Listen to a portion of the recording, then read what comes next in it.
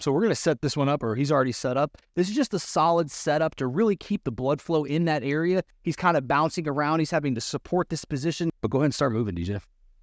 He's in this seated setup here. Abs, ribs, kind of nice and tight. And I'm going to let him walk through what he's feeling. So we set up this band, we go in between them. So I've got pressure on my backside of my wrist, my front side of my wrist, and really trying to push up as high as I can. And then I'm just going to try to get into a rhythm. I lock everything down and try to keep it moving. 20 reps. You're just bouncing back and forth. Make sure you're not reaching your ribs, though. We're really getting that overhead position from his shoulder. And he's just kind of going back and forth, that reciprocal nature of bouncing back and forth, front side of the shoulder, back side of the shoulder, reaching straight up to the ceiling like DJ said, but just going back and forth. Slow it down or be a little bit tighter, faster, tighter, faster, tighter, faster, tighter, faster, tighter, faster. Beautiful. Switch sides. You can feel pumping that almost immediate. It's immediate. Yeah. Everything starts to tingle, but in a good way. Yeah, I mean, it almost feels like you just said a lateral raises, but without the stress and arthritis. The shoulder joint is the joint of punishment when it comes to the military population. We've all done probably thousands of push-ups, front-leaning rest, pull-up, being overhead, being stable without raising the ribs, accessing this overhead position. This is just a solid setup to really keep the blood flow in that area and challenge that joint from this compromised position being overhead. Bouncing back and forth, contracting, relaxing, contracting, relaxing, contracting, relaxing. Really challenging that joint to be stable. What I really like about this is because we're running the two opposing bands, it keeps me from really leaning too far back. Think about like a pitcher leaning all the way far back, and I've still got some instability in my shoulder, and the last kind of dislocated came through my armpit, and that is the worst thing you could ever feel. So this really allows me, I can still get my range of motion, I can still get the blood flow, but I don't have to worry about overextending or compromising and leaning too far back into it. Now I've got a spot to kind of return to. And he's also in this seated setup, so he can kind of be mindful about where his hips are, about where his torso is. If he was standing, maybe he's rocking back, but since he's seated and locked down, he really can just focus on this and keep this thing the main thing. Another one we'll do is a bottoms-up carry. So once again, DJ talked about the instability, really challenging that rotator cuff. So we'll go with a waiter's setup. So he's kind of in this 90-degree bend of the elbow, and he's really just holding this here. So we're thinking an isometric from holding it, but he's going to walk. So it isn't isometric for holding, but there's a lot of instability because every footstep he takes, there's fluctuation that's occurring. He's kind of bouncing around. He's having to support this position. His ribs are still down. He's still locked in. Elbows kind of off to the side a little bit, really challenging that rotator cuff to hold this position. Money, DJ. I really like that one for challenging that rotator cuff, man. Yeah.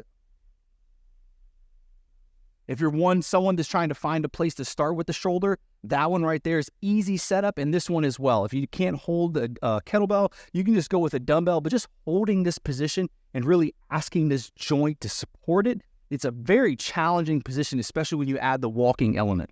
Those are always great, man. Good warm-up, not too fatiguing, but just enough to get all the ancillary muscles firing up. It primes it. It primes the tissue. And it's hard, too. I mean, got to have the wrist locked in, really ties everything, all the movements together. When it comes to warm-ups, we always want to do enough to prep, not enough to fatigue. And I think these two, they're not going to really fatigue you so to hold you back from, pressing up overhead for a lot of reps or holding you back on weight, but it's really going to prep that joint so that when you are pressing, you're like, oh, I feel a lot more stable because I just challenged such instability aspect of the shoulder. One of my other ones is the shoulder airplane. Oh, close chain, yep. But not, the alternating is great. But we were down at KTC, we did them on single arm. Mm-hmm. And the emphasis for me, as we open this up, is I try to come back down. I'm trying to hover my hand 1 inch above the ground. And then I'm trying to flex this side as much as I can to create that stability. Yeah. Same thing, open back up, trying to really push my fingertips to the ceiling, trying to make it harder than it is. Yeah, for me, 3 or 4 each side, a couple rounds of that, it really, really ties everything in nice. Let's get a couple of those. Yeah, so kind of general push-up position. All the way up, full arm extension, trying to make it super tight, trying not to rotate over too much and lose my positioning. Oh, money. If you watch DJ, he's squaring his pelvis up, he's squaring his shoulders up. He's really challenging that ball and socket joint of the shoulder. We always remember that the hips are a ball and socket joint, but for some reason we always forget that the shoulder is, and the shoulder has more of a range of accountability than the hips. So we really want to challenge that. And like DJ said, a closed chain position when it comes to spreading those fingers out, getting those challenging, the tissue going up into the elbow, up into the shoulder. And then if you kind of, man, when you're holding this, go ahead and rotate up.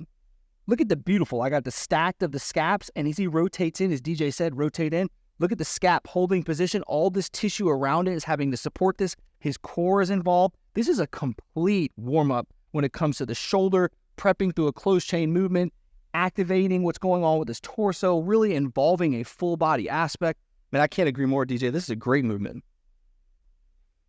That and then push up the fight. Oh, shit. This is one we've added in, man, definitely years ago. But when it comes to prepping the scaps are a couple bones in the body that don't touch other bones. They move based on their ability to move around the rib cage with other tissues that support that movement. So as he's going up into this high pike position, he's getting this upward movement, and then he's going back down into a push-up position, getting the retraction, getting that movement of the scaps. DJ, I don't even program these half the time, and he'll be down doing this when we have a press day. So I think you're probably a pretty big fan of this movement. Well, this is